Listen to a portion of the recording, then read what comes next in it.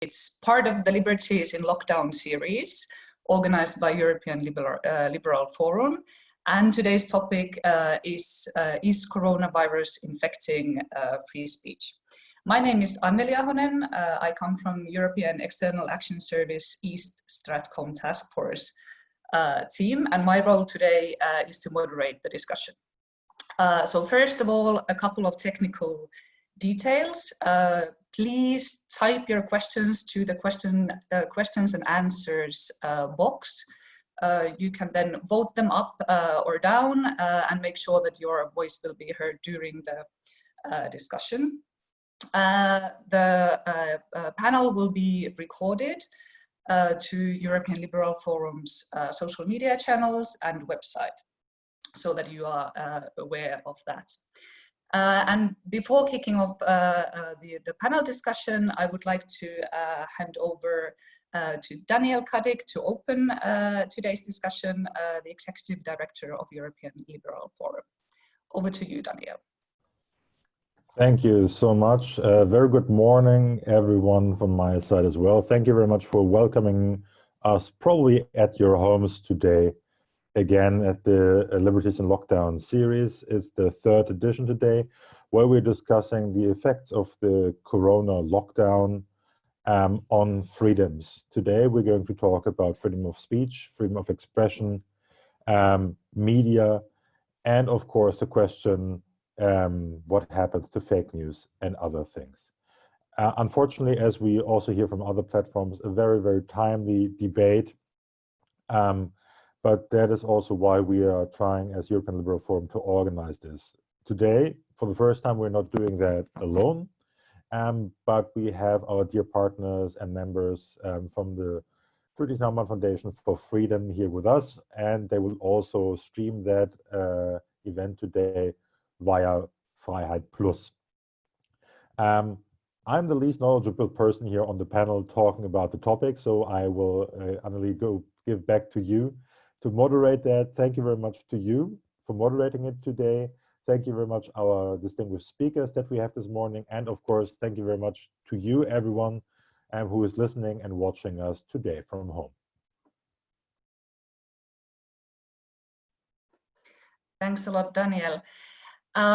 So now I would suggest that we go straight into today's topic. So we will dig deeper to the topic of is coronavirus infecting free speech. So as of today, globally there has been reported 2.5 million coronavirus cases. But what does all the restrictions, lockdown that we are living in, what kind of effect it has to free speech? We have today 3 excellent speakers to lead us and walk us through to this topic. We are still waiting. One of them, Ramona Strugariu, member of the European Parliament from Renew Europe Group. We have also Scott Griffin, the Deputy Director of International Press Institute, and Nadia Kovalchikova, PhD and Program Manager from Alliance for Securing Democracy from German Marshall Fund. So I would like to suggest now that Scott, could you start and tell us your views, what kind of impact lockdown restrictions have on media freedom, so that we can kick off the discussion. Thank you. Sure. Thank you very much, Anneli, and good morning, everyone. Thanks for being here. As mentioned, I'm representing the International Press Institute, which is a global network of editors and journalists. And to be honest, from the moment this crisis started, we began monitoring intensely media freedom violations that were taking place as a result of the emergency measures. I think it was this feeling that this is going to lead to restrictions and in some places a serious crackdown on the media, and that is what we have seen. And that is what we have seen, to be honest, around the globe. And just to start off with a few statistics, we've counted so far 127 media freedom violations through our monitoring. We've divided these up into a couple of different categories. But the biggest category so far has been serious verbal or physical attacks against journalists. In many cases, actually when they go out to cover, in particular, the lockdowns or other restrictions meant to curb the virus. But we've also seen so far 35 examples of arrests or detentions in connection with coverage of COVID-19, and 20 instances of censorship. And of course, it has to be said that these numbers themselves don't capture, the degree of what we are looking at, because we have other states where we've seen, almost total censorship introduced. If you look to places in Southeast Asia like Thailand or Cambodia, which is hard to capture in statistics, but a sort of unprecedented level of censorship, at least in recent years, in terms of governments trying to control the narrative around the spread of the disease, and especially the measures taken to contain it. And just to give another brief summary of the key issues that we've seen arise at a global level, I think it's not a surprise that one of these is the responses in the form of so-called fake news laws, which in many cases aren't even about fake news. If you look to Hungary, actually, it can also include true information which has been allegedly distorted to harm the authorities' efforts to rein in the disease. But this sort of explosion of fake news laws, I mean, you see it again from ranging from the Philippines to Russia, and of course to Hungary, but also several efforts along these lines in the EU as well, in particular in the Eastern member states. So this is a huge area of concern for us, and of course it's related to this idea of, we all know that there's disinformation. We're all conscious of disinformation coming from Russia, but I think increasingly China as well. But using this opportunity to put in place laws that can be used to punish critical journalism as well is a huge concern for us. I think surveillance is also a major issue. It has a concrete impact on journalists as well, not just in the form of source protection, but also self-censorship. Access to information is a huge concern. And in general, these emergency laws, which allow governments in some cases to rule by decree and amend laws that have impacts, far beyond direct control of the virus. And I think it's also worth, we've sort of been dividing these restrictions into two different categories. On the one hand, you have developments in countries where there were already efforts underway to restrict the press. And this situation has accelerated those efforts. Again, if you look to Hungary, the idea of controlling the independent press is not new in Hungary. This virus has given it an extra push. Or if you look to Russia, we have a similar situation. And the COVID-19 situation has presented a very convenient opportunity for this. And also there's a big distraction factor. So people are focused on the virus, they're focused on the measures to protect it, and that goes for institutions like the EU as well. And there's much less attention being paid to what sort of undemocratic measures states are taking at the same time. So this is a big problem. On the other hand, you have states where media freedom tends to be better protected in general, and yet there are signs of worrying developments that if we don't act, could become more permanent. If you look, especially when it comes to access to information, this idea that governments are not providing information about the statistics and data they are using to make decisions about restrictions that affect our fundamental rights. This has a serious impact in many ways, and it prevents the media from shedding light on this and having an open debate, and also building trust in the public for the measures that are being taken. So we see this in a very problematic way, and this extends also to smaller things like the way press conferences are conducted. And I think connected to that as well, there is this, in some contexts, we have seen this growing idea that it's dangerous for the media to question or to critically debate the ways in which governments are handling the crisis. And this is something that we see as absolutely dangerous. And it's a pattern that I think we need to be very careful about, because it's something, these are the types of things that could arise in an environment in which you say, well, certain restrictions are necessary, but they end up outlasting the crisis, or certain attitudes in the public. So this is very dangerous. And I think, again, it's all connected to this idea of many restrictions that would have been unthinkable weeks ago, even weeks ago, are slowly becoming normalized.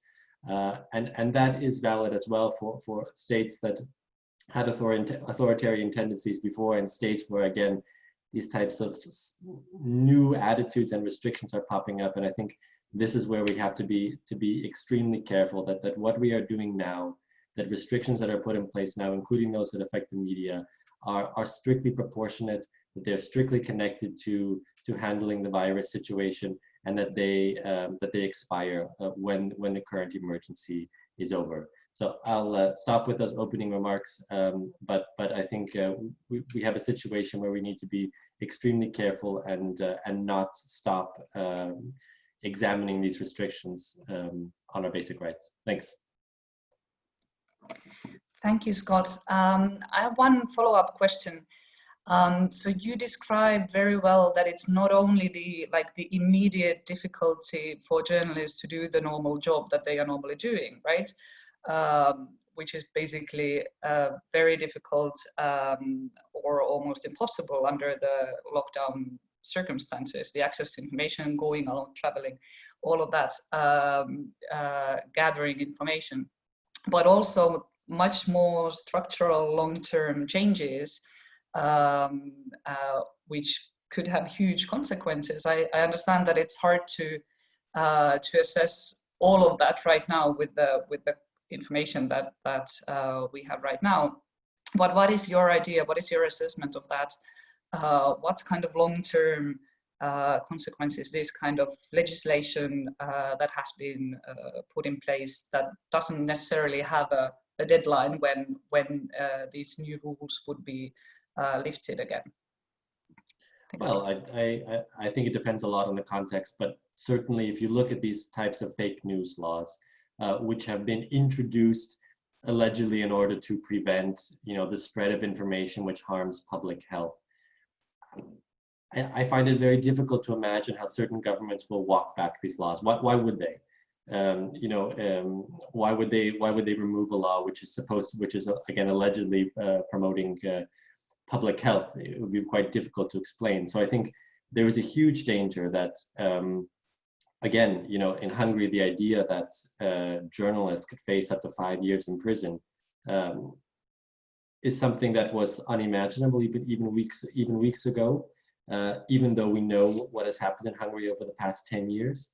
And I think that these types of restrictions, there's a huge risk that they will be here to stay unless we really put pressure on them now to really ensure that they are time limited. But again, I think in many contexts, this will be extremely difficult to walk back these types of restrictions, which is why we feel it's so important to tackle them at the moment they are being presented. And again, in the case of Hungary, we missed a strong reaction from European institutions in particular to say, well, there haven't been any journalists arrested or jailed yet, so we can't really, there's not much we can do, or there's not much we can say, but these laws have an immediate impact in the form of self-censorship. So at the moment they are passed, one can argue that it's potentially already too late. So I think it's there's a very serious potential impact for the future. Thank you, Scott. And now moving forward in the panel, I'm pleased to welcome Ramona Strogariu, member of European Parliament from Renew Europe group. Welcome, Ramona, and over to you. Thank you so much. I hope you can all hear me. I had a little bit of trouble with signing into the session, but I'm finally here and happy to see all of you. I was paying a lot of attention to what Scott was saying, because indeed things are unprecedented, but it's an overall situation that we are all facing, and if we are talking about media freedom and about what is happening right now with it, we must also admit that you know, tendencies to to stop media freedom and tendencies of the liberal governments to prevent journalists from properly doing their job are not new, and they're not related to this particular crisis. These are situations that we were confronted with before. They now look very bitter in this context, where there's been, you know, apparently less that you can do. But the truth is that there's no like magical vaccine to it, or there's no magical solution to it. We just have to keep doing what we were doing before, with maybe even you know, to 10 times more attention to it, because now the public attention is unfortunately elsewhere. And we have to be very clear and sharp about defending it, and we have to react immediately, and also maybe focus a lot more on prevention when these kind of things, so that these kind of things do not happen. Because otherwise they will just continue to do what they were doing before, but now using these tools that they have available with these emergency decrees and with the ongoing situation. You know, briefly, they're using instruments that are supposed to be temporary instruments to turn, and I'm talking strictly about governments now, but this is not the only danger, because also the public mind and people's minds evolved in the context of the crisis. But we have to look at different corridors. If we look at governments, what we see right now is that they are using these emergency decrees to gain, you know, as much power as possible, unlimited power, if, you know, in the case of Orban, or to decide that they want to organize elections in Poland and make the national posts the main democratic factor in the country, when we know very well that it is basically, you know, against public health and impossible to control such a process and to prevent fraud in such circumstances. You know, then we look at a few governments which actually, through these decrees, decided to suspend or to restrain certain fundamental rights, like the right to private life. And when I'm saying this, I also refer to Romania, my own country, which did this through the decree, the emergency. The state of emergency decree.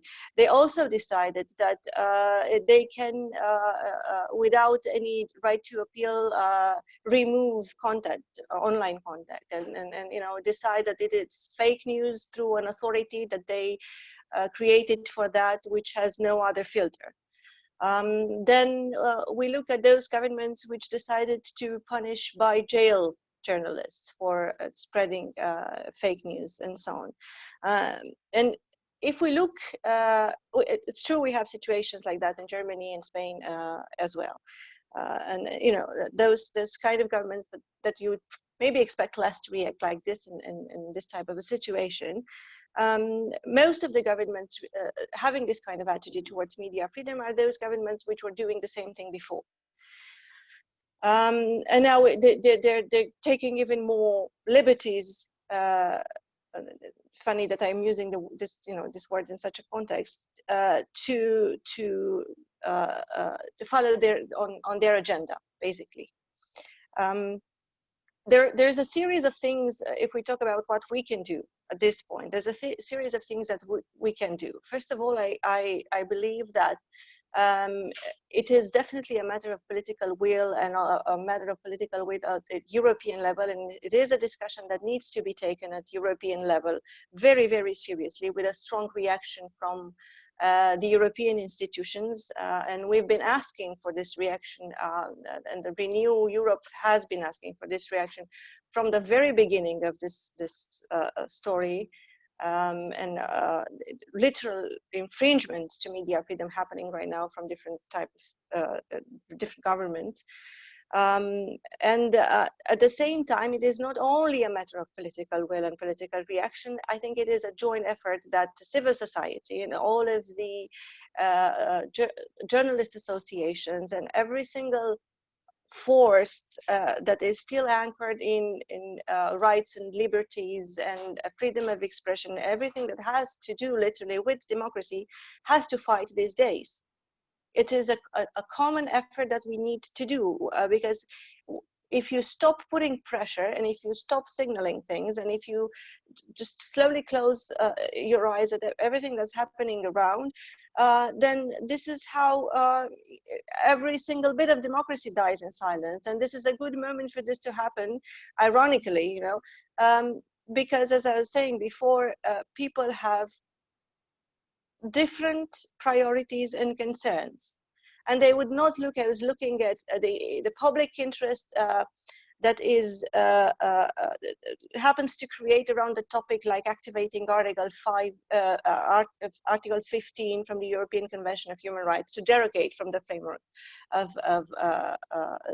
this convention, which several member states did under the emergency decrees, so that they can basically attack access to information and media freedom mostly, because all of the other measures can be taken within the framework of the convention. There is no particular reason that one cannot take such measures within the framework of the convention. But several governments nevertheless did. Well, there's little public attention to this kind of topic right now. And yes, we wrote a letter from the European Parliament clearly stating that these governments, and it was signed by about 60 members of the European Parliament, saying in line with the recommendations of the Council of Europe that these governments should not derogate from the general framework of the European Convention of Human Rights, and that they can clearly take any measures that they want to take within this framework of fundamental rights. And I don't know, you know, the impact was really limited, because everybody was looking at the number of deaths and whatever new cases of coronavirus were showing up those days and so on. Nevertheless, if you insist, and if you take the discussion to let's say a different level, and if you start having a dialogue with the commissioners responsible and so on, I think it can have results. And I will give you an example that actually made it to the news quite significantly. One of my colleagues initiated this let's say proposal of having a self-destruction clause which is attached to all of the emergency decrees, saying that any kind of measure that would be exceptional and taken by a government under the crisis would be self-destroyed after a period of time. As simple as that, a self-destruction clause. And it quite quickly made it everywhere in the news, and I think it is a really, really good idea that we should push, as a matter of fact, forward and actually make it happen. Then we had several discussions with the commissioners, and last week we discussed with Commissioner Reinders particularly about the situation of rights and freedoms and of media freedom in Hungary, and then other European countries as well. And they say they are definitely monitoring everything that is happening.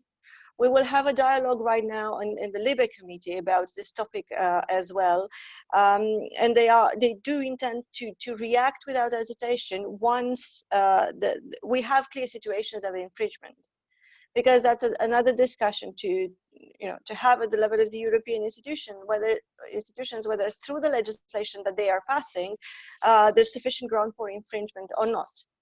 And the Commission reassured us as well that they will react. They will act, and they will react when they have situations of infringement.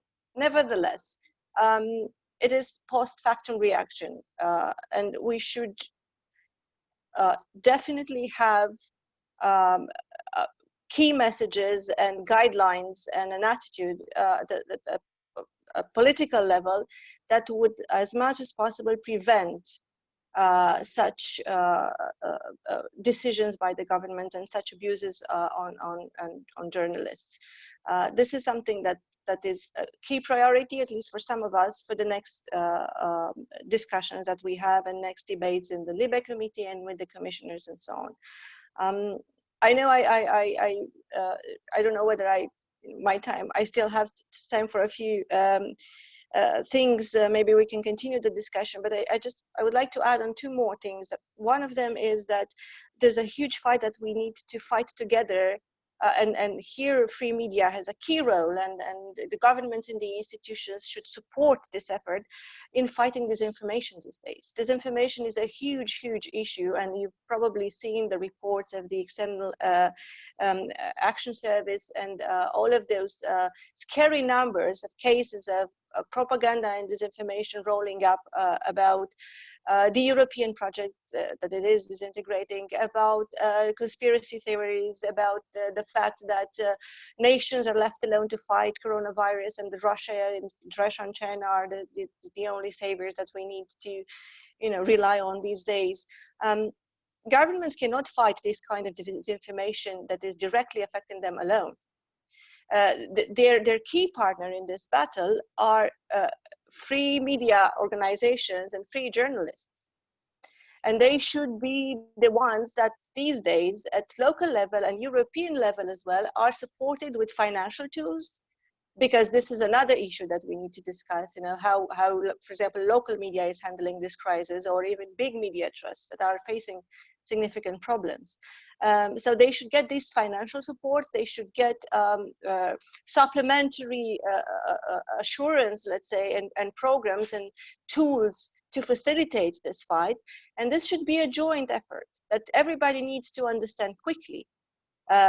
We are, the tone is changing these days, and we are facing a major and very serious, unfortunately, long-term threats in terms of, geostrategical priorities coming from certain countries these days. And one of the main actors to properly fight this battle is exactly a free media. And those actors, those journalists, which are properly doing their job, and they can counter disinformation. So, briefly, these are some of my thoughts, and then I'm happy to continue the discussion and answer questions, which is certain is that this is not an easy battle, but this is not a new one. We have some information on how to fight it, and we can continue to do it if we have this joint effort and if we stay together in this battle. Thank you so much. Thank you very much, Ramona.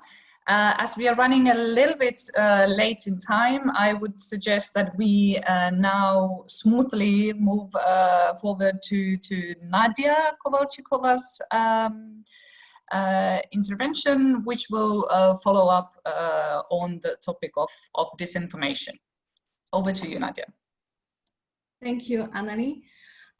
This is a very good transition. I will start maybe borrowing a quote first, where when discussing about freedom of speech and press and free media, everyone is entitled to their opinion, but not everyone is entitled to their own facts. And that kind of goes along the line of the crisis, where people are struggling to filter which credible sources they can trust, what is the information that is reliable, where do they look for it on a regular basis.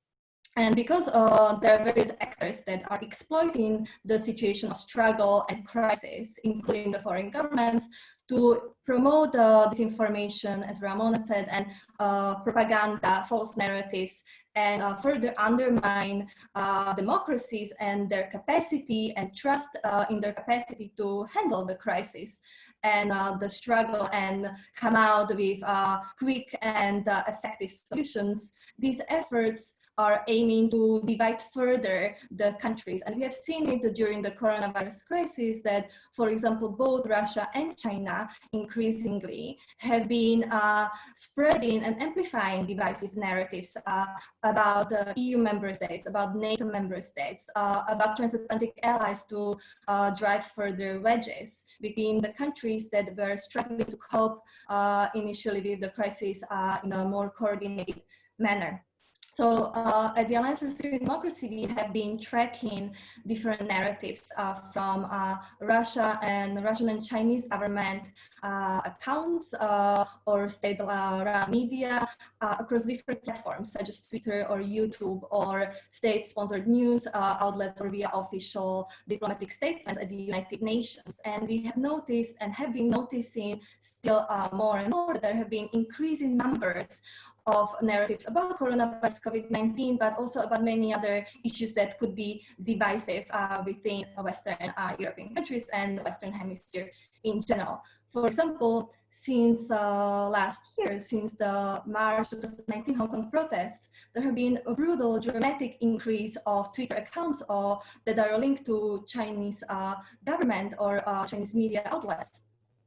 We have also seen that China has been moving or adapting some tactics from public diplomacy and propaganda to much more disinformation style that kind of resembles more the Russian playbook.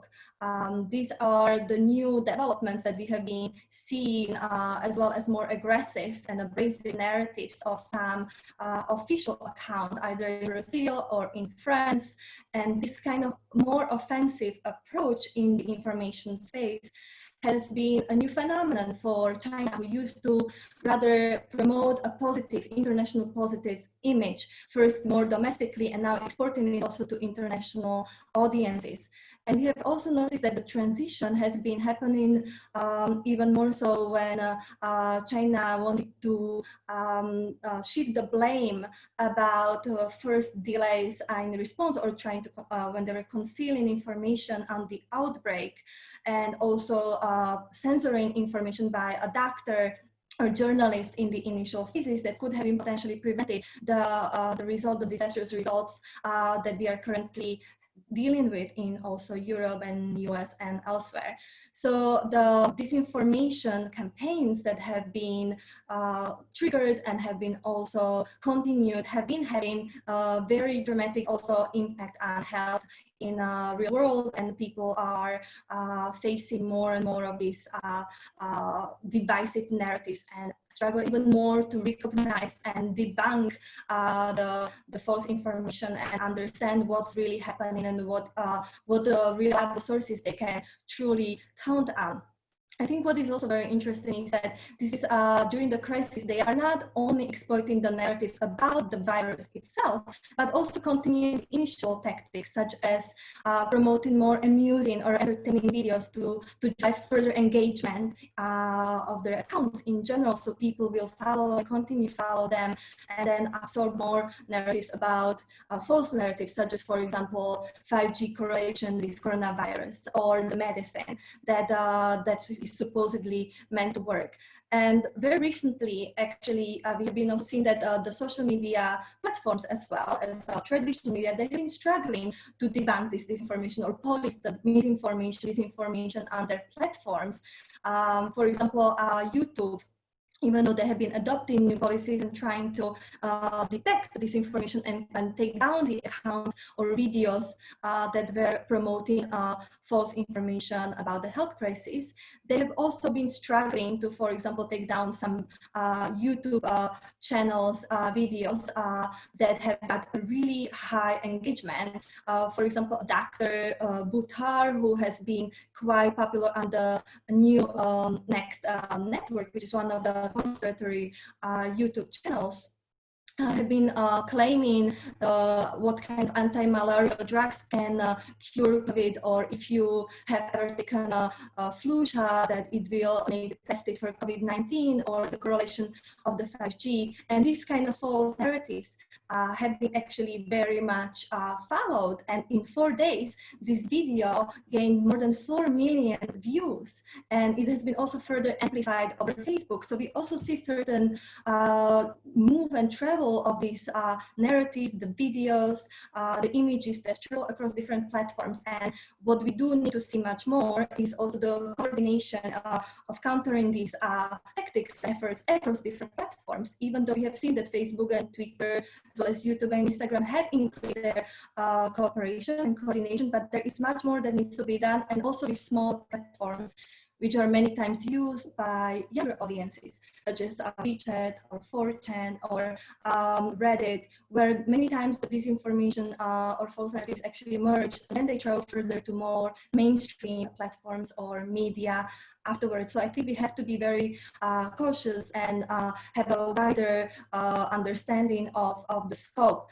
And the scope, actually, the understanding of the scope is still a remaining issue, as we are aware that we still need more information from the platforms to understand if the amount of the accounts they're taking down and the intent content is actually a very small percentage of the overall problem, or it's a higher, and we are getting on a more positive track towards combating disinformation. So I think we need to have a stronger push for accountability of the different media platforms, social media, but also others, to make us understand what challenges we are actually facing when we're talking about disinformation. Thank you, Nadia. Maybe just a short follow-up question. How would you see, so you explained what the social media platforms have managed to do and where they have failed, but how would you, if you look at the spread of disinformation, like access to factual information from ordinary social media user perspective, how do you think that's how well the platforms have actually managed to work through different strands, like promoting factual content, then downgrading or taking down false content, especially related to coronavirus?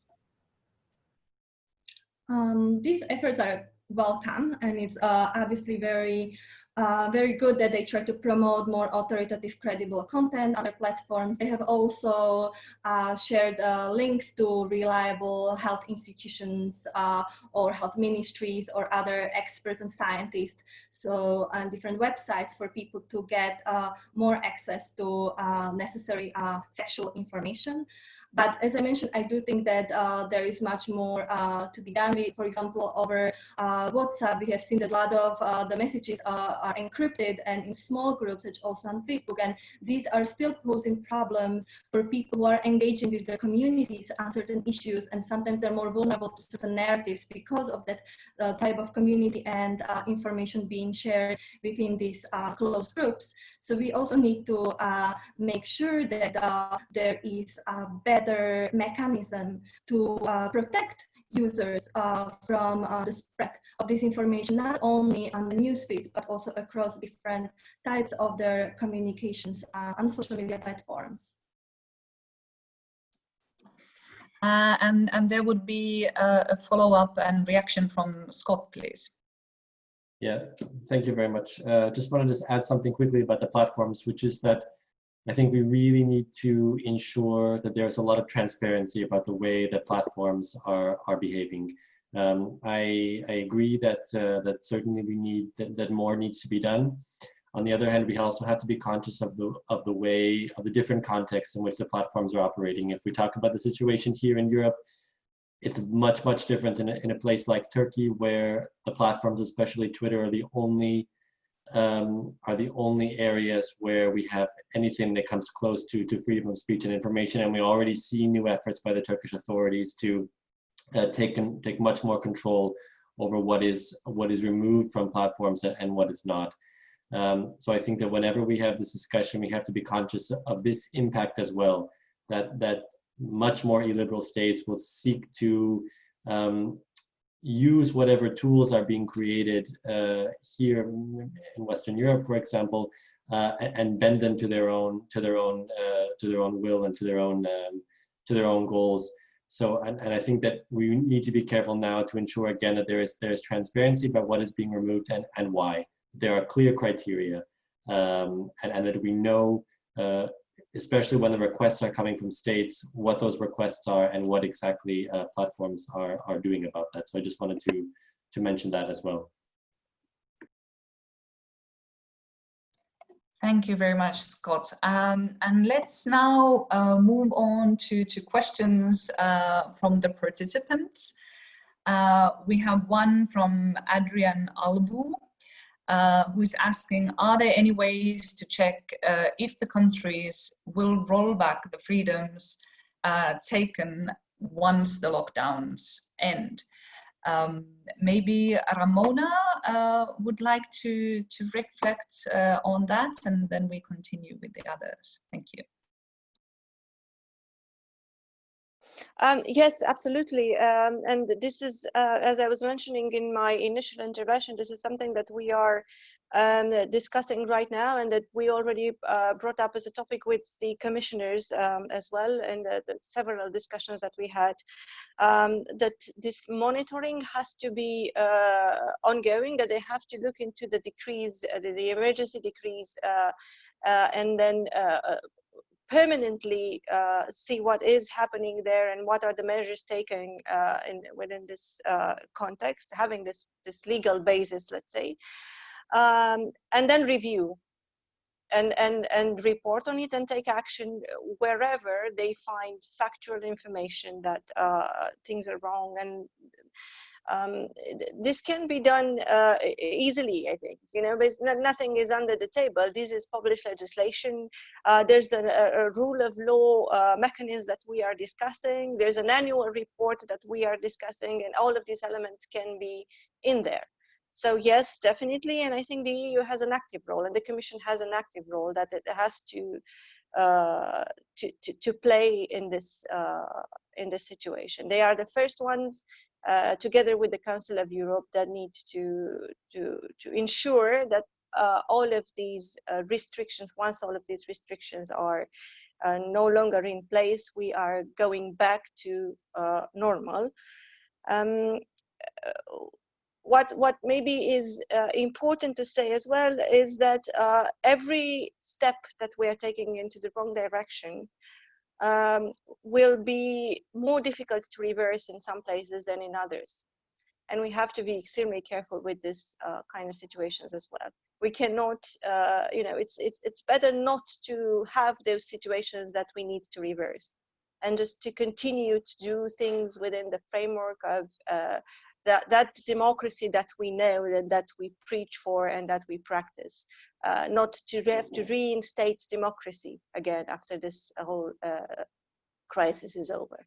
That's the best way to do Thank it. you, Ramona. Scott, maybe you have some ideas of other ways how to create these check and balances, and what else should be in place to ensure that in a way that we don't leave the lockdown without leaving the lockdown. Maybe also a little bit on, I think one topic that we haven't been covered yet is the situation that media also struggles with simple business questions as economical side, and what should be the governmental role and support from this side. Sure. I mean, I can't add too much more to what Ramona already said about the issue of the expiring emergency situations. Is something that is a huge concern to us as well, and that we have also brought up with the Commission. We can only hope, I think, that in most states the emergency rules will be rolled back quickly and appropriately, and that will build up pressure on the states that won't do that, because I think there is a huge risk that certain states will say, well, the economic crisis is still ongoing, therefore we need emergency rules still. So you can imagine many circumstances in which that continues.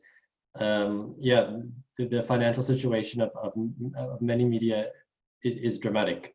It's very difficult to overstate, especially again in places where it was already under particular pressure.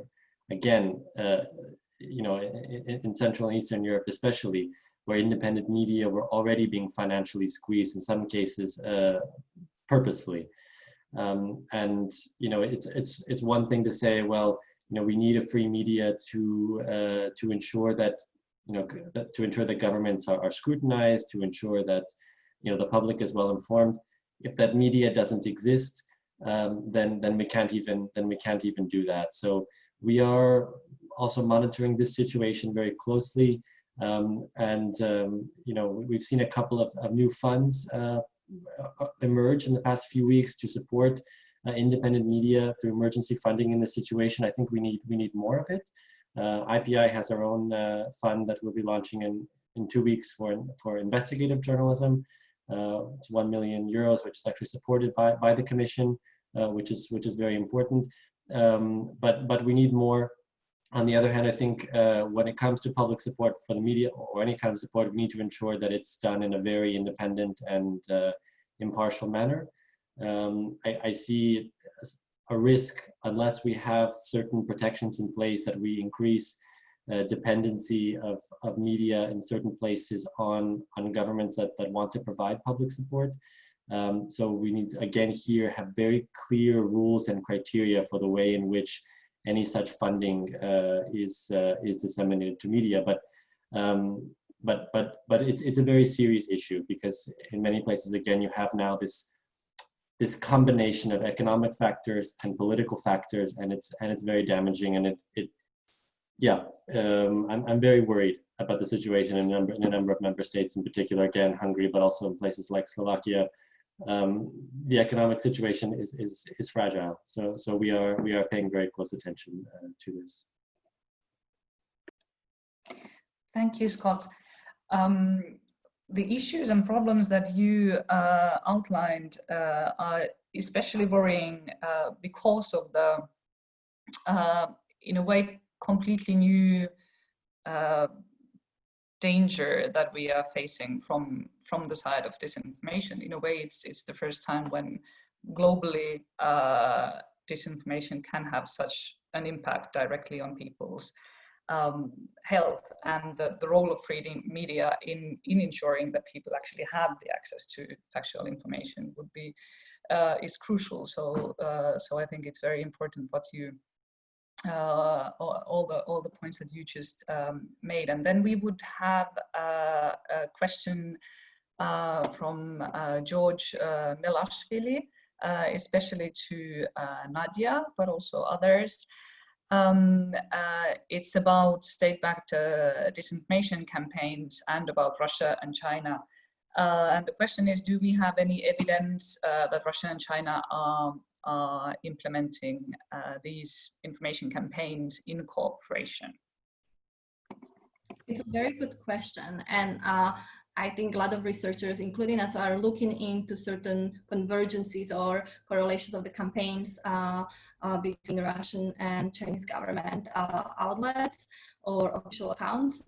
For the moment, with our tools, we have seen that several individuals associated with Russian government-funded outlets have been among 100 most repeated accounts by Chinese accounts on our dashboard. And I think this is one of the signals that we see certain enhancement of each other's efforts. And also the fact that China has proceeded to more offensive strategy of disinformation and amplification of divisive narratives, which is usually the strategy that Russia government employs, is also a sign of certain support or enhancement of the efforts of each other. Otherwise, I'm aware of perhaps another example in Bulgaria, where Daily China and China Daily and Russia Today are sharing offices and also editors and publisher, which also could raise certain concerns and potential signals of cooperation. But otherwise, these are more anecdotal evidence for the moment, so we just have to keep tracking this tendency and see if it develops and actually proves to be somehow more coordinated. Thank you, Nadia. We could maybe take one more question from the audience. I think this is a really interesting question, because in a way, at the same time, when disinformation makes us to face a different threat than ever before, at the same time also traditional media, reliable media, has record audiences and are able to maybe efficiently inform their own readers and audiences. So the question from Patrick Loish: how do you see the potential for press and quality journalism in this time of crisis? Many media are a heavily increasing audience. For example, at Deutsche Welle News, we hit 1 billion users in March. Who would like to take the question and answer first? I can say something very brief about that. I think that's been the irony of these past few weeks, that people need quality information more than ever, and that traffic to media and readership of quality media has increased dramatically. On the other hand, I spoke with one publisher, for example, who told me that every day is election day for us in terms of the people who are visiting our site. And yet, on the other hand, they're not able to compensate the losses in advertising and the losses in print subscription and this publisher, for example, said, yes, we are growing our online subscription, but it's not enough to compensate. It's not enough to compensate the loss of advertising. So this is really the situation that we are facing. And I've also spoken to others who have said that the media that were before this crisis, that had done the best job of connecting with their audiences through different schemes, were the ones that were best placed to ride out this crisis, because most of their funding was coming from audiences already in the form of subscription. So in some cases, having that balance already in place has helped, but this is the problem that we have, that we need to focus on finding business models that are working, that are able to ensure that these huge losses in advertising, which I don't think are going to be going away soon, at least they won't be returning to the pre-crisis levels very soon, to be able to compensate for that, and also for the loss in print advertising. So that is something that we are looking into, which media have been the best placed to remain economically viable in this situation.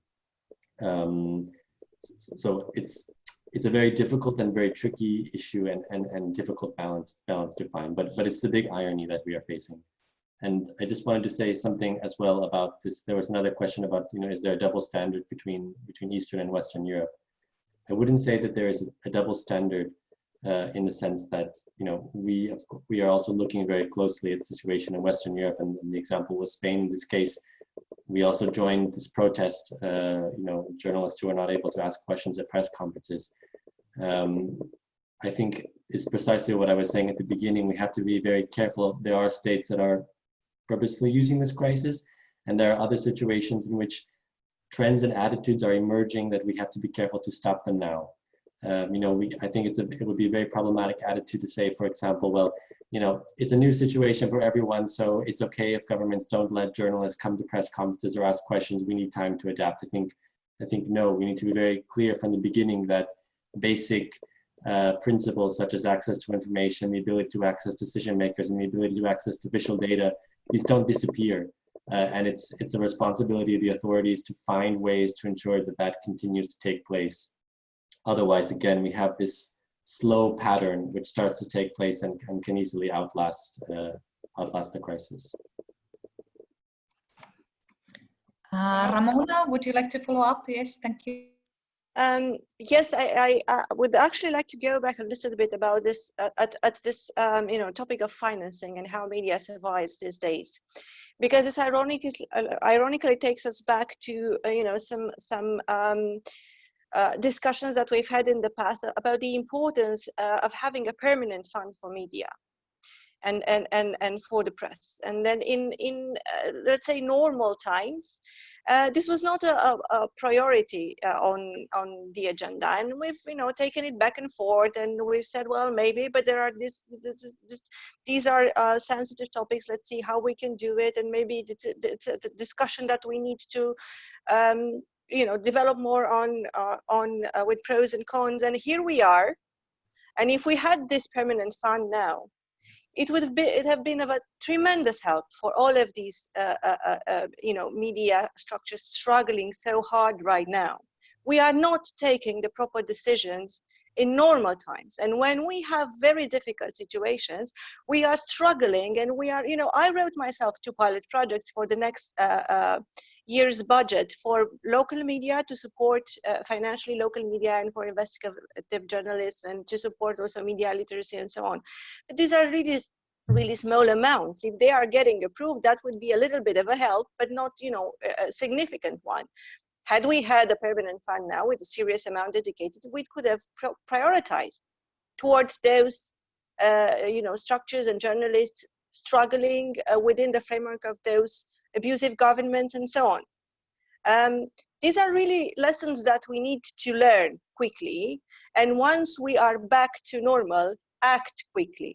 Because, you know, you have always plenty to do with a permanent fund. And no, government should not finance directly media structures and journalists. If there are other tools, you know, like if they can work together on disinformation programs that they can implement and so on, that's a different story. But this kind of funding should come, you know, through very transparent procedures, very easily to access directly from the Commission, with a dedicated amount and with these projects that people can access easily, not only big media trusts, but also small independent structures. I really hope that we will get there. And I am now supporting these initiatives to ask for an emergency fund for media. My colleague from ECR, Dacia Melbarde, initiated such a letter and we supported and co-signed and so on. There are several initiatives ongoing. But, you know, in full honesty, and for God's sake, let's just do it. Let's have permanent tools to be able to fight this and to support independent media, because particularly in times like this, it is a very reliable and fundamental partner in fighting disinformation and keeping democracy as it is, you know. Thank you. Thank you, Ramona.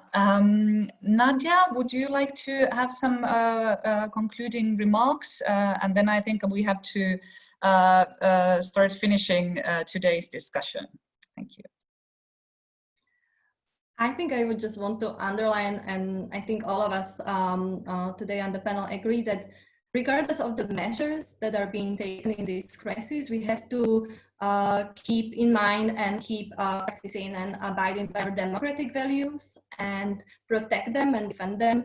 And if there are emergency measures taken during this emergency, they do have to have certain end date, they do have to have safeguards, and they have to be very transparent and have to be also properly assessed and reviewed over the time to make sure that there is no exploitation of the situation by any actor that would like to take advantage of the crisis. So on the front of the press freedom, for example, or media freedom in general, we just saw a release of the Reporters Without Borders, who did a ranking in 2020 in which countries we see the highest press freedom and the lowest. And again, and this is not surprising, that the Nordic countries, especially Norway, is #1, and then you have Finland and Denmark and Sweden and the Netherlands. They are still ranking on the top, and obviously on the very bottom you have North Korea and China and others. And I think it's a very good reminder in general as well to expose this and see and learn the good practices from the countries that are ranking so high and that have such also high trust in their governments, and be sustainable and regular in our systematic efforts to build the trust, to have a ecosystem that is transparent, that is efficient, that has enough funds for investigative journalism and independent journalism, and that supports the not only freedom of speech, but factual, informed, well-resourced outlets, and also the information that is credible from authoritative sources that are well-informed. So I think taking it in the more of whole of society approach, but also as part of a bigger issue of the infrastructure, of the investments, of protection of our democratic values, and not slipping into the ways that could actually be also counterproductive for our efforts that are not democratic anymore. And we have to be very careful to make sure that we do protect and defend these values, even if we have to take emergency measures. Thank you very much, Nadia, and thank you for all our excellent speakers, Scott, Ramona, today. We have to finish now today's panel discussion. I think this was much more hopeful than I thought we would be today. So I think it was very good to see that despite of, I mean, all the severe threats and difficulties that the societies are now facing, there is still quite strong belief that something can be done, that there were still some measures and structures in place before the crisis. So when it comes, it's still somehow possible to go through it. And even then to keep the checks and balances so that we would not wake up in a completely different nightmare in some months or maybe next year. So thank you very much from my side. So next week, the new Liberties in Lockdown panel discussion will be at the same time on Wednesday. Thank you for European Liberal Forum to organizing this, and Friedrich Naumann Foundation for Freedom for the support.